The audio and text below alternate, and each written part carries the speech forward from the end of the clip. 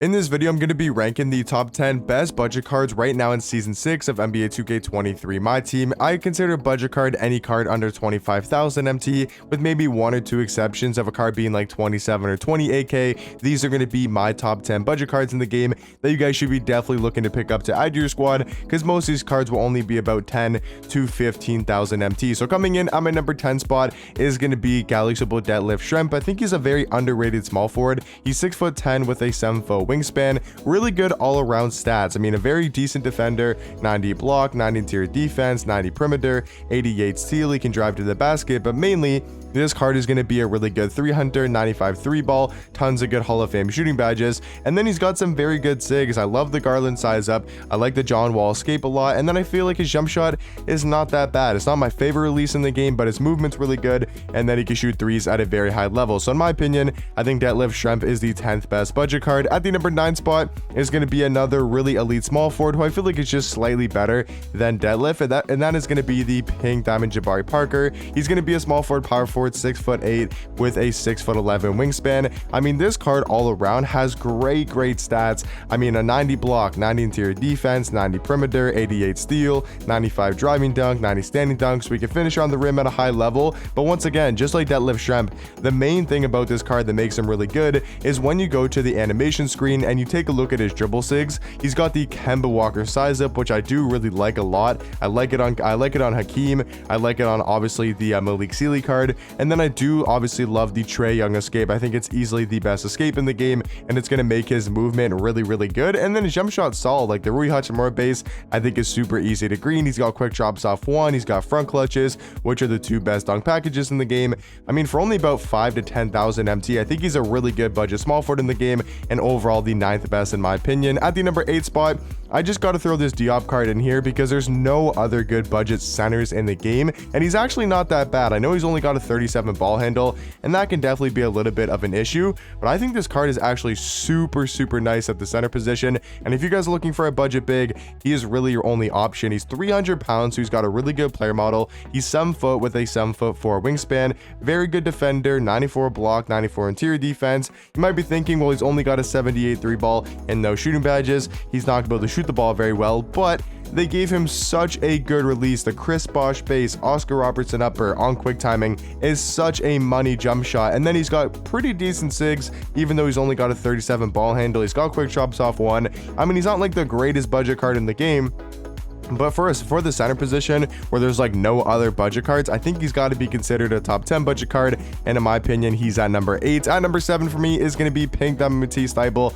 I think he could be even a little bit higher. I think he's one of the more underrated budget cards in the game. No one really talked about this Matisse Thybulle card, especially when it came out, because of Luke Walton and all the other great point guards in that set and that out of position set. But I think he's a really good budget point guard. He's 6'5" with a 6'10" wingspan. He's got elite defense, man. 98 block, 98 steal, 98 lateral quickness, 97 perimeter, 94 interior defense. He's got tons and tons of good Hall of Fame defensive badges. And then offensively, I've always said this, he's not a bad offensive card. Like, he's got pretty good all-around stats for offense. He's got good dribble sigs, the D-Mitch size up, the John Wall escape, Dame behind the back. He's got quick drops. He's got a very capable jump shot. He's got the normal leaner. I mean, his tendencies maybe aren't the best, but like still, this card all around is one of the better budget point guards in the game. At the number 6 spot for me is going to be Pink Diamond Reggie Lewis. This card I'm kind of still iffy about, because when I first tried him out, I hated his jump shot, but now that I've used him a little bit more, I'm starting to like his jump shot a little bit more. But I still will say his jump shot is a little bit inconsistent.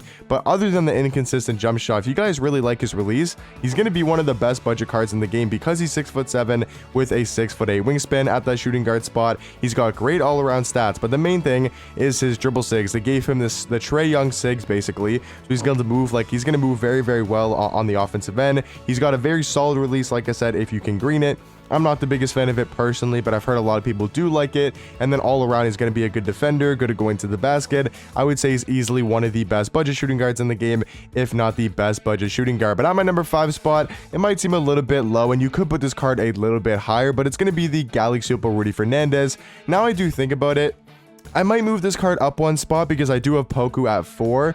I'm not sure who's the better budget card between Pokuchevsky and Rudy Fernandez, because Poku's just this like super glitchy demigod small forward. He's 7 foot, 90 in every single category, you know, pretty good sigs, a decent jump shot. Like, he's just super glitchy. And then you got Rudy Fernandez, who is basically a 6'6" Steph Curry who plays defense and can really drive to the rim. 6'6" with a 6'7" wingspan. And the reason why I'm saying he's like a Steph Curry card is because he's got the Steph Curry dribble sigs, he's got the Steph Curry base with the Seth Curry upper on very quick timing. So he's basically going to move like Steph Curry on the offensive end, but he's 6'6", can drive to the basket, play good defense.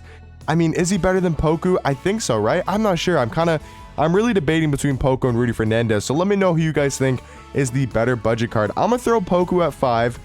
I don't really know though, because Poku is so glitchy.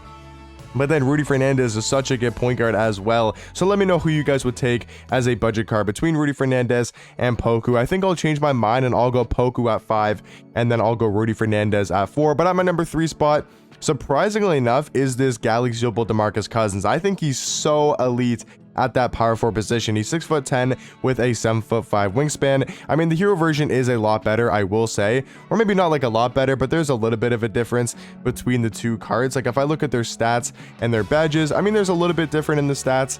I mean, nothing too crazy. Like, you know, +10 driving dunk will make a tad bit difference, like +6 speed with ball, +6 lateral quickness, +4 steal. I mean, very similar cards. And then when you go to the badges, he's just gonna have 8 more in Hall of Fame, so a little bit different there. Like, he's got Hoff Limitless, which is nice. He's got Hall of Fame Anchor, which is really good, Hall of Fame Interceptor. So if you guys can save up for the hero version, that's probably what I'd recommend doing, is going after the hero one, just because of those extra Hoff badges. I'm not exactly sure what the price is on the hero one. I know this heroic one is only going for about 25,000, maybe a little bit lower. So he's definitely considered a budget card. But either way, whether it's the heroic or the hero version, I think both of them are great budget big man in the game, especially just like Diop. There's no good budget power forwards or budget centers in the game. So that's why I think Boogie is super elite. He's got great dribble sigs, he's got great dunk packages, his release is actually very solid, he's got decent tendencies all around. I think Boogie plays a lot better in game than he might look on paper. But at my number 2 spot is probably easily the best budget big in the game, I guess you could say, power forward or center. I think Dino is honestly your go-to guy. Like I said, not really great budget centers in the game or budget power forwards, but Dino is easily the best. He's 6'11" with a 7'11" wingspan, so he's almost got an 8-foot wingspan, which is going to be super helpful on the defensive end. Rebounds, contest shots, you know, block shots, all the type of stuff. And then on the offensive end, they gave him some elite dribble sigs with the Steve Francis size up, the Kobe escape. He's got really good dunk packages. Like, I feel like Dino rarely ever gets blocked, which is super nice to have on your big man card. And then, yeah, like I said, good jump shot, plays good defense, and all around I think is one of the better budget cards in the game. And then at the number 1 spot, I still think you got to give it to the best budget point guard, which is the pink diamond Luke Walton. I mean, Rudy Fernandez does somewhat give him a run for his money, but this Luke Walton card is so ridiculous. Like, you can make an argument he's still a top 5 to 7 point guard in the game, and he only goes for about 15 to 20,000 MT. He was all the way down to 8 to 10,000 when that huge market crash was happening with the super packs, but now he's back up in price like we all expected to happen. But yeah, he's just such a good offensive point guard, and defensively really elite as well. He's 6'8", has great defensive stats, but my favorite thing about this card is, one, his jump shot, but also just his speed and how fast he feels on the court with the ball in his hands. I can't even explain it, but if you have used Luke Walton, you'll know exactly what I'm talking about most likely. Like, just his ability to get downhill, being a 6'8" point guard, he just moves so quick. Like, if you compare him to a 6'7" LaMelo, or you compare him to a 6'8" Cade, he just moves so much quicker in game and feels so much faster with the ball in his hand. So in my opinion, guys, these are going to be the top 10 best budget cards currently in season 6 of my team. Let me know in the comment section down below which budget cards you guys are currently running on your squad, and who do you guys think are the best budget cards in the game. But I'll catch you guys in the next one. Peace.